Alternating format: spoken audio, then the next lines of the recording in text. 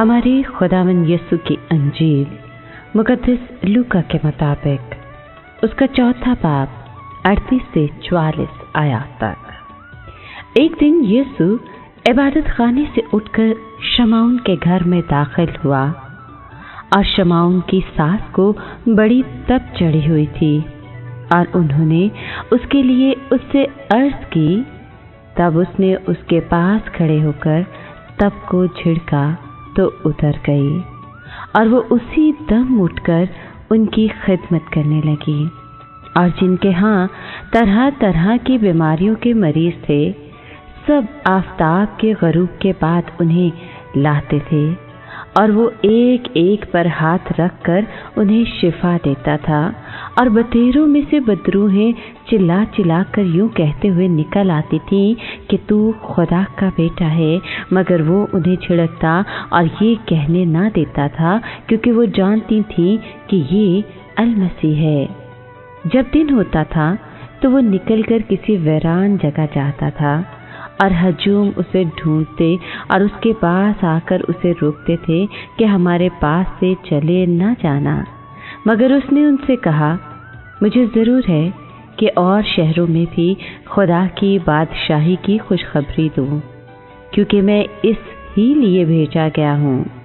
और वो यहूदिया के इबादत खानों में वास करता रहा। पाक कलाम के पढ़े और सुने जाने पर खुदावंद की बरकत हो, खुदा का शुक्र हो।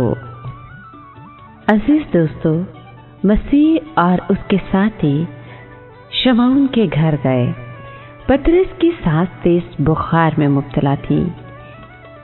पतरस ने अपनी सास की शिफा के लिए यीशु को कहा।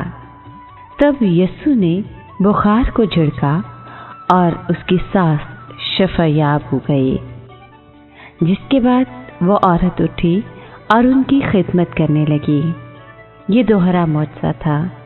बुखार के सबब अमूमन जो कमज़ोरी पैदा हो जाती है, वो बुखार के साथ फ़ौरन ही जाती रही और वो इस काबिल हुई कि यकदम खिदमत करना शुरू हो गई। मसीह के खिदमत के आगाज़ के बाद ये पहली खातून है जिसके बारे में तहरीरी तौर पर लिखा हुआ है कि उसने मसीह की खिदमत के लिए अपने आप को रज़ाकाराना तौर पर पेश किया। इस शिफा की खबर सारे इलाके में फैल गई। ये मौजज़ा बदरू गिरफ्तार शख्स की शिफा के बाद वक़ूफ़ पज़ीर हुआ।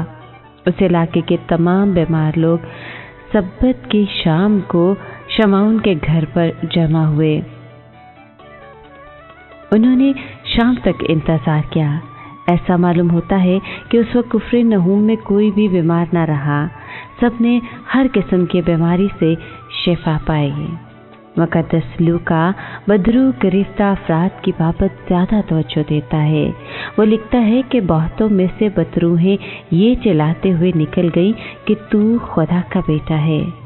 यीशु ने बीमारों पर तो अपने हाथ रखे, मगर बदरू गिरफ्तार अफराद के साथ ऐसा न किया। बदरूहों को मसीह ने अपने कलाम की कुदरत से बाहर निकाला। इबादत खाने में मसीह ने बदरूहों से कहा कि चुप रह, मगर इससे पहले ये बदरू इकरार कर चुकी थी कि मसीह खुदा का कद्दूस है। शाम के वक्त मसीह की बाबत बद अरवाह की गवाही और भी ज़्यादा वाज़ेह और कवी थी, क्योंकि वो चिल्ला रही थी कि तू खुदा का बेटा है।